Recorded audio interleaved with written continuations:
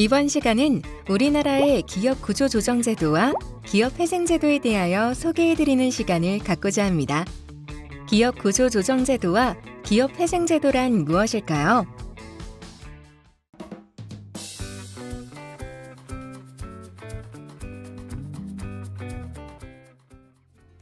기업 구조조정이란 특정 기업이나 특정 산업 분야에 속한 기업들의 부실화가 진행되어 외부적으로 기업의 재무, 사업 구조에 대한 근본적인 변경을 가하는 일련의 활동을 말합니다. 우리나라의 기업 구조조정 관련 법률로는 기업 활력 제고를 위한 특별법, 기업 구조조정 촉진법, 채무자 회생 및 파산에 관한 법률이 있는데요. 기업 활력 제고를 위한 특별법에 따라 각 기업은 스스로 경쟁력 강화를 위해 사업 재편을 하게 되고, 기업 구조조정 촉진법에 따라 채권 금융기관이 주도하여 부실 기업에 대한 공동관리 절차를 통해 기업 개선 계획을 마련하고 이를 이행해 가도록 합니다. 그렇다면 채무자 회생 및 파산에 관한 법률에 따르면 어떠한 방식으로 기업 구조조정을 하게 될까요? 해당 법률에 따른 기업 회생 절차 및 기업 파산 절차가 이에 해당됩니다. 우선 기업 회생 절차란 채무 초과 상태에 있는 기업이 법원의 관리하에 회생계획안을 마련하여 이를 통해 부채를 정리하고 사업을 지속시키는 내용의 기업 구조조정 절차를 말합니다. 반면 기업 파산 절차란 채무 초과 상태에 있는 기업이 더 이상의 사업 지속을 포기하고 법원의 관리하에 파산관제인을 통해 자산을 매각하여 부채를 일부 정리하고 기업을 청산시키는 절차를 말합니다. 그렇다면 우리 기업들은 채무자 회생 및 파산에 관한 법률에 따른 기업 구조조정을 얼마나 활용하고 있을까요? 2023년도 말 기준 법원 통계에 의하면 2023년 전국적으로 접수된 우리나라 기업 회생 사건은 총 1,024건으로 그 직전 연도의 661건에 비하여 거의 40%가량 증가하였습니다. 기업 회생 사건의 처리 건수 역시 976건으로 그 직전 연도의 631건에 비하여 50% 가까이 증가한 수치를 보여주었습니다.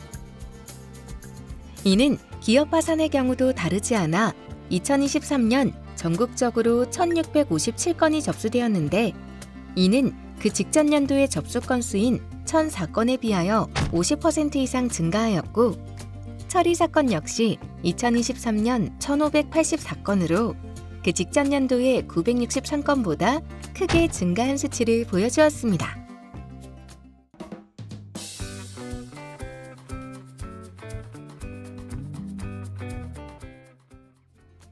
기업 회생 절차는 크게 6단계를 거쳐 진행이 됩니다. 먼저 개시 신청 및 개시 결정인데요. 채무자 및 일정 요건을 갖춘 채권자, 주주가 개시 신청을 하고 그로부터 7일 이내에 포괄적 금지 명령 등을 신청하며 개시 신청 후 1개월 이내에 법원에서 기업에 대한 회생 절차 개시 여부를 결정하게 됩니다. 그 다음으로 관리인, 조사위원회 선임 및 채권 신고 절차가 이루어집니다.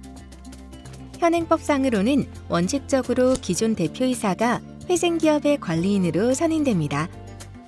이렇게 선임된 관리인 중심으로 회생계획안 마련 및 기타 후속 절차가 진행됩니다. 한편 법원에서는 조사위원을 선임하여 기업 회생 절차를 계속 유지하는 것이 적정한지 여부, 그리고 그 근거로서 회생기업의 청산가치와 계속 기업가치를 산출하도록 하고 있습니다. 채권자는 법원에서 별도로 정해주는 기간 내에 채권 신고를 한 뒤 관리인과 이에 대한 시부인 절차를 거칩니다. 이후 회생기업의 관리인이 회생계획안을 제출하고 법원은 회생채권자 및 회생담보권자, 주주 등의 표결을 거쳐 회생계획안에 대하여 가결 후 회생계획안을 인가하게 됩니다. 이때 가결 요건으로는 회생채권자의 3분의 2 이상 동의, 회생담보권자의 4분의 3 이상 동의, 그리고 주주의 과반수 이상의 동의가 필요합니다. 회생계획안이 인가되면 관리인은 회생계획을 수행하게 되는데요. 통상 회생계획안이 10년의 분할 변제로 구성됩니다. 마지막으로 회생 절차의 종결인데요.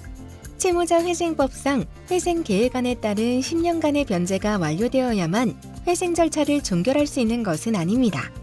즉, 법상으로는 인가된 회생계획안에 따른 변제가 시작되고 향후 변제 수행에 큰 지장이 없을 것으로 인정되면 회생 절차를 종결하게 됩니다. 그렇다면 이러한 일련의 절차 가운데 가장 중요한 단계는 무엇일까요?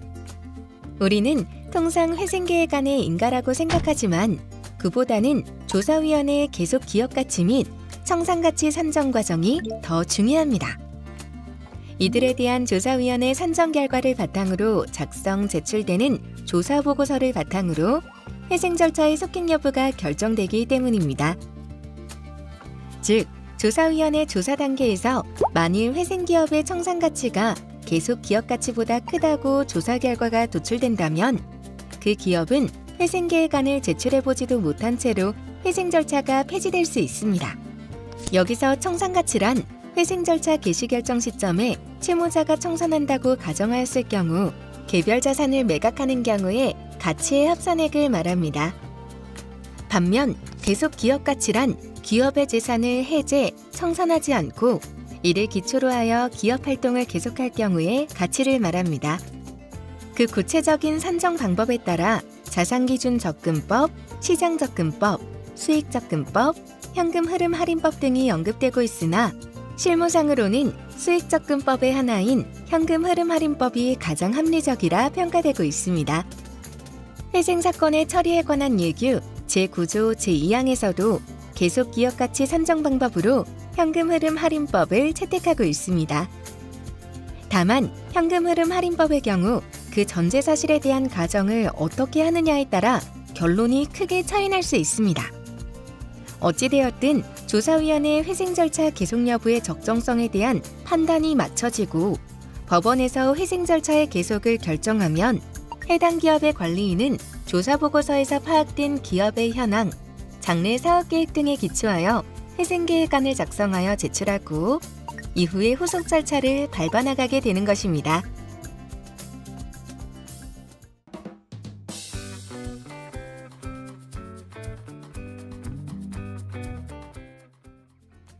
기업 파산 절차는 채무자 기업 스스로 또는 채무자에 대한 채권자의 파산 신청으로 개시됩니다. 파산 선고가 내려지면 해당 기업의 재산에 대한 관리 처분권이 법원이 선임한 파산관제인에게 넘어가게 되고 파산관제인의 주도하에 해당 기업의 재산조사, 채권조사를 거쳐 개별 재산을 매각, 환가, 배당하여 채권자들에 대하여 일부 채권을 변제한 뒤 나머지 채무는 미변제 상태로 해당 기업의 법인격이 소멸하게 됩니다.